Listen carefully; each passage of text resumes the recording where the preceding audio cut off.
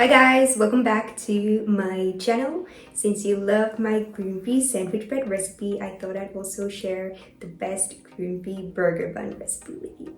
These are super easy to make, they're so soft and fluffy, it's so delicious. You could serve these with your favorite burger toppings or with just some butter or peanut butter and jam, for example.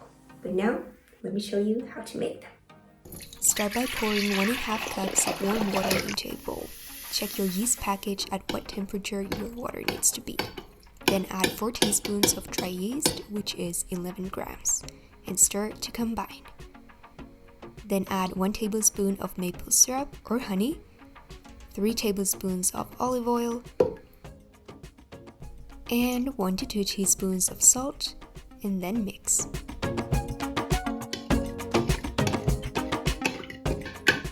Then you need 2 1/4 cups of all-purpose gluten-free flour mix. I'm using my own flour blend here, which already contains 1.5 tablespoons of psyllium husk powder, so I'm only adding 1 tablespoon of it. However, if your flour blend doesn't contain any psyllium husk, add 2.5 tablespoons of it. Psyllium husk gives the dough the elasticity it needs, and gluten-free buns require more of it since you need to be able to roll them into balls compared to a sandwich bread, for example. Next, add 2 cups of the flour into the bowl and mix with a mixer for 2 minutes. Then add 2 egg whites and mix again for 2 minutes. Then, if your dough seems too sticky like this, add the extra 1/4 cup of the flour and mix for 1 more minute. The ready dough should look like this, and you should be able to roll it into balls. A great hack is to grease your hands so the dough won't stick to your fingers. Then place the rolls onto a baking pan lined with parchment paper and let rise uncovered for 30 to 45 minutes. Then brush the buns with a beaten egg and sprinkle some sesame seeds on top if you like.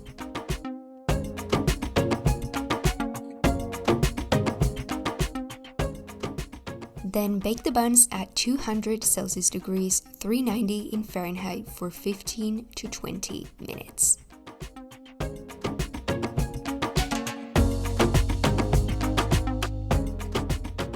And here are the ready burger buns. Let them cool down for about 15 minutes before serving. You can store the buns in an airtight container in room temperature for a few days, but if you want to store them longer, then you can put them into the freezer. I like to cut them in half and then put them into Ziploc bags, and then they last in the freezer up to 2 months. Then I like to defrost them in a toaster. Just look how soft these buns are. They're so delicious. Written recipe is in the description box. For more gluten-free bread recipes, check out this playlist here. Hope you try out this recipe. Enjoy!